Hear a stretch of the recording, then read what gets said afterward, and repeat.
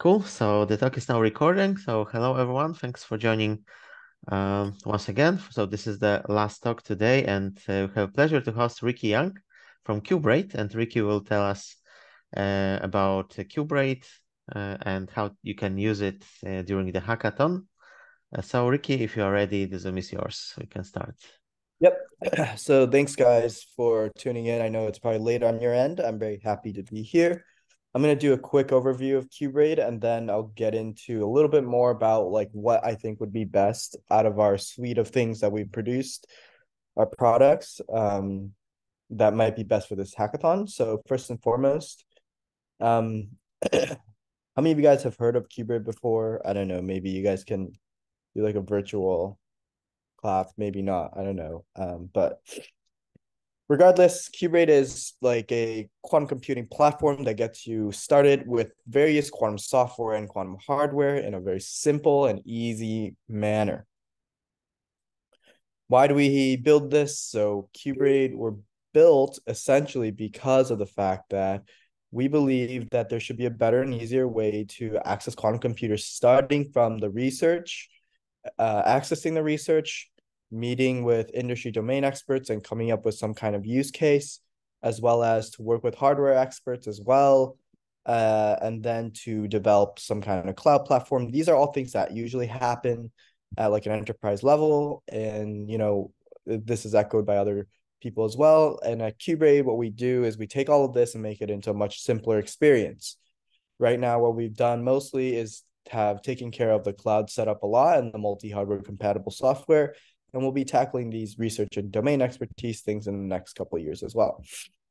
So what can you use on qBraid? So you can use like our C++ compatible software with Intel, as well as we also have Julia compatible software to access QAra's devices, as well as GPUs, AWS, as well as IBM. So these are all some of the things that we offer if you're interested in using our platform. We also have some platform adopters as well, including Xanadu, OQC, and Atom, as well as Good Chemistry and Q-Control, who are so as long as you have a qBraid account, you're going to see more and more power-ups as you join and get started. So what I really want to show you today is the qBraid SDK, which I'll show momentarily. It will allow you to code in these 6 languages and then submit your jobs to various devices on the right side that you see. So these are quantum devices that are available. Many universities use qBraid, most of the ones that are shown here in the US, but we have some outside of the US as well. On top of that, we are always involved in some enterprise research. And if you're looking to get hired, we have some open positions coming up next Monday. Finally, we do some more research as well. So if you guys are interested on this end, we are working on a project called Q4Bio. And Q4Bio is a moonshot program intended to bring quantum computers and quantum information science and engineering into the healthcare sector, mostly quantum computing, if I recall correctly. All right, so that's that. But more importantly, I think like for this demonstration, what I think is the most important is to just kind of go over our qBraid SDK. So this SDK right now allows you to write in any of these, 6 frameworks. I'm just considering 2 and 3 as just Chasm. So these 6 frameworks, I don't know if you guys are coding your games in maybe Circ or Qiskit, for example. But what it does is if you want to run it on a backend, maybe you have some kind of circuit component of this quantum game and you want to run it on a real backend, but say you've written everything in Qiskit, but the backend is available on Amazon Braket, or you've written everything in Circ and you want to run it on Amazon Braket, for example, what you can do is use this circuit wrapper and transpile the circuit from Circ, and then just rewrite this into any other circuit that you'd like. And you can also check the statuses of the devices that are available, as well as get the device wrapper, send quantum jobs to any of these devices as well. And on top of that, you can then get in a consistent unified format, get the results. So I'm kind of going to go through how to use this. I think maybe I'd like to field a few questions. Like, are people using like JavaScript to code their SDK or? Let's see. Do we have people using Java? Or is it mostly Python or? I believe it should be probably mostly Python, and in some cases it's likely that people haven't decided yet because the hackathon just started a few hours ago and teams are still forming, so maybe they haven't decided. But if someone would like to Okay, no. share, you can write on the chat. Oh, Python, okay. one That's person perfect. Python.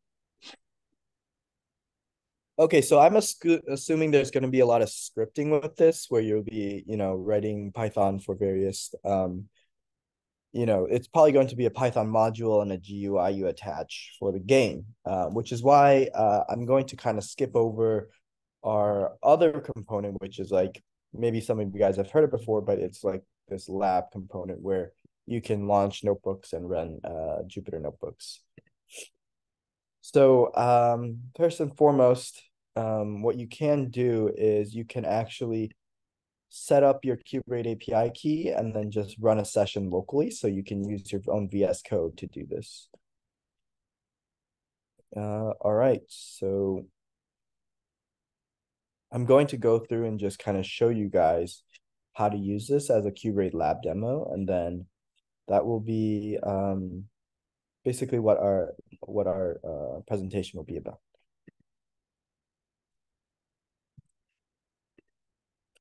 So on our repository, we have a bunch of repositories that are available.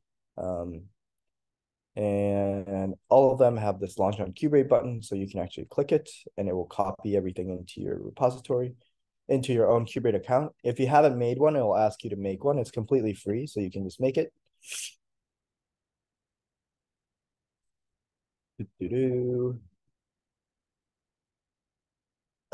So while that's loading, I'm going to just quickly show you guys what we're going to do. We have like an API key here, so we're going to just copy this, and I'm going to just pip install qBraid SDK and just kind of run. Essentially, the qBraid SDK is available on PyPy, so you'll be able to pip install this from virtually anywhere. So you can just kind of pip install and get started. So I'm going to show you guys how to do that. All right, so for this, in this case, this is like your lab side. I don't know if this is going to be too relevant. This is great for if you're doing research in quantum computing.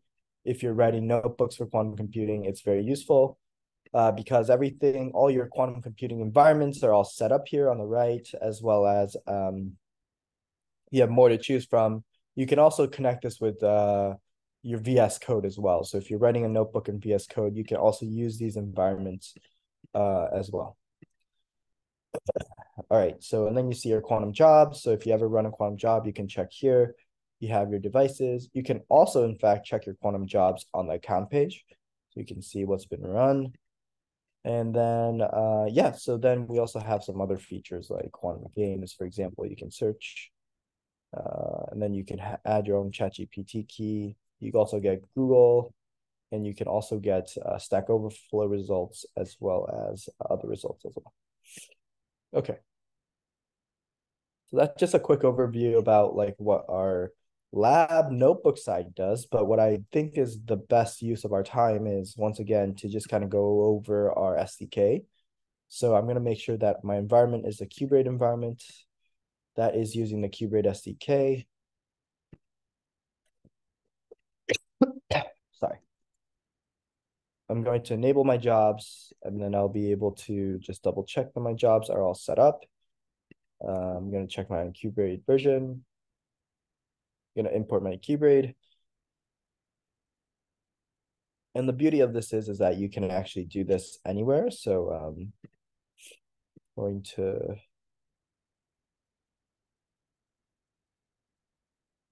wait for that. All right, so I've got the latest version. You can get the devices that are available as well. And you can filter for devices with the get devices function. So you can actually look for gate-based devices, maybe some simulators or QPUs. And you can check the program types that are compatible. Write a circuit with circ, for example. So you can write your circuit in any language that you'd like. And then what we do is we essentially transpile this to any other quantum circuit. So I want to run my circuit on a state vector simulator. And this was remember, this is a Google circuit. So I'm actually still able to run this on a qBraid AWS circuit, AWS state vector simulator. I don't know if I'll be able to run it on the IBM device right now. But let's see. Yeah, I don't think so. We need to update our agreement with the IBM, but no matter, you'll be able to use AWS devices, and you'll be able to see that your jobs are run as well, and you can check here. So as you can tell, my time 30th, I have my jobs, my devices, my ARN, my job IDs as well. All right, then we can get our results. Again, this probably does not work because we don't have IBM. That's okay, and then you can just compare your results as well.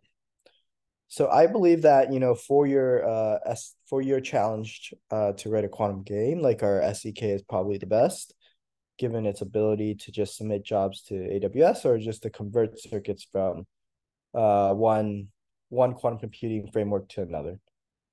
So this is available for you locally as well. So just as an example of the Bernstein-Vazirani algorithm, I'm going to run this one as well. So this should all, select a qBraid kernel. I've already enabled my job, so I'm going to run this. And we can get our quantum circuit here. And running on an AWS device still works. Check your credits. And you can use a state vector simulator again and get your results and get your costs as well. It's going to take a little while to device wrapper to get the devices and stuff. And then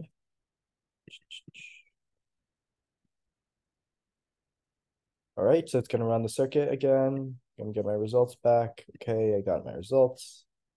And the number we guessed should show up in our results.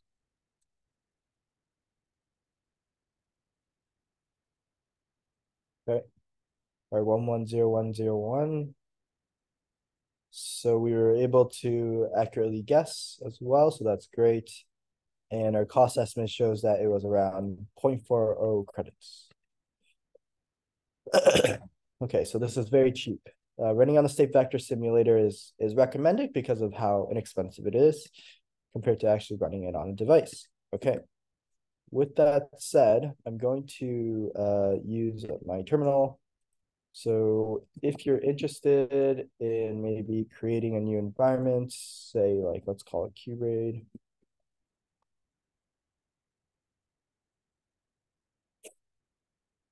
I'm going to create this environment on my own local. So this is now local. This is on my own computer. You'll still be able to pip install qBraid, then use it as well. So I'm going to do this very quickly. So conda activate qBraid. Okay, my qBraid environment has been activated. Going to clear my repository. Going to make this a little larger so people can see. Here again, pip install qBraid. And this should install qBraid as well locally. Might take a little while, but that's okay. It should be a lot faster now since it doesn't install too many things, but we'll see. There you go.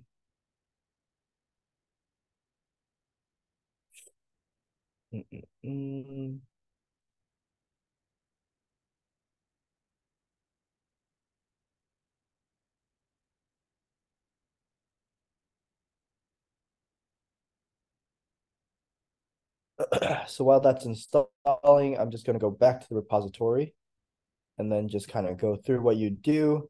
Once you've installed it locally through a pip install, feel free to take a look at our documentation as well.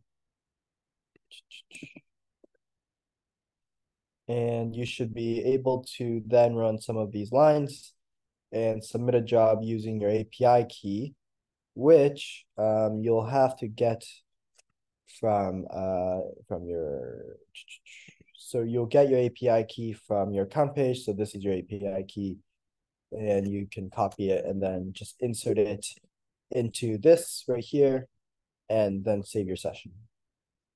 So there you go. And you can also just use your environment variables locally to install it as well to get your qBraid session. And then you can just simply use qBraid just the way that you would expect on our qBraid lab platform. So I'm just going to wait for this, and I'm just going to do a simple, I don't know if I'll do a job submission, but I will do just kind of like these initial circuit wrapping functions as well. Okay, so qBraid is working, it looks like. So Python 3. I don't know if this is going to copy the, okay, so it's going to do that. So what I'm going to do is I'm going to import program libraries. Oh, I'm going to, there you go. Import that. And then we'll print out the constant after it's done.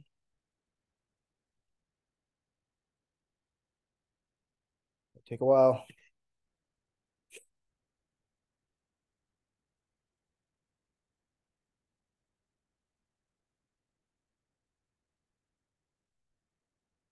In the meantime, I guess, again, if you're using VS Code locally, this is like a great way. So once again, you can see which kind of devices are available. And so I'm going to just kind of start copying these lines just for the demo. So going to create a random circuit. Going to create a random Qiskit circuit. Let's just print out that circuit actually, so we can kind of see what it looks like. All right, it's a very small circuit. That's okay. And then we're going to use a circuit wrapper to transpile into circ. And there you go. Now you have a circ circuit. I forgot to instantiate it as a circ circuit. So there you go. So print out the circ circuit. And yes, it's basically identical. You see your C0 gate and your Z gate as well. So yep, so it now looks basically identical. And sometimes it might not be identical. Sometimes there's like a decomposition that occurs, but the decomposition is a philosophy choice that we made to make sure that we transpile more circuits accurately rather than a one-to-one. So that's that. And then you should be able to get quantum devices as well. Okay. Running get devices to show the status of all of them. There you go. And then you'll be able to apply a device wrapper to get jobs from them as well. So I'm going to see how many jobs I've ran on Lucy. Oh, actually, I might be able to do this because my circuit does have credentials, but I don't know. Okay, so it does run. And then I can get my jobs. It's going to progress. There you go. My job with Lucy ran as well. So cool. That's about it. So I did do everything in a terminal, but certainly don't have to. You can do this on whatever you feel is comfortable for you. But I think for this gaming idea, again, like what's the best situation here is to use this on any of your Python scripts where maybe you wrote everything in Bracket, then you want to use Qiskit as well, then our SDK will definitely come in handy. And that's all.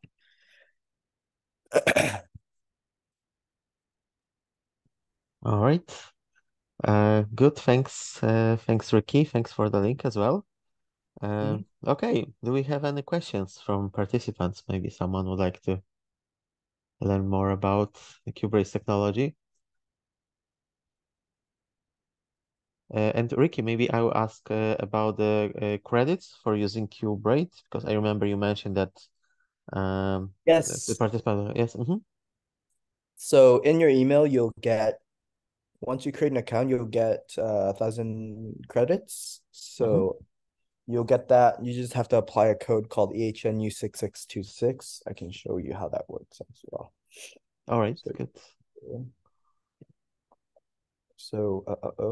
okay, so you go here, go to manage. You should see on account details. And what you should do is just apply EHNU6626. Can you also paste the code here Yep, on the chat? absolutely. Good. Let me do that. So you can add that chat in. And Perfect. those credits will allow you to run quantum jobs. So yeah, All right. And how many credits will they get? that'll be 1,000 credits, so $10. If you need more credits, just let Pavel Okay. know, and I will assign more credits accordingly. Okay, good. Great. Fantastic. Yep. All right. Do we have more questions to Ricky? I don't see questions on our chat. Um, Ricky, so would you like also to give maybe your email address to the participants, or if not, I can Yep. Yeah, yeah, just, yeah. okay. All right, I can do good. that. So here's my email. Just reach out to me whenever you need anything. Um, Perfect. as well. I'm always here. I'm always available. So yep. Okay, good. Great. Thanks, Ricky. Well, So if we don't have questions, I will now stop recording. fantastic.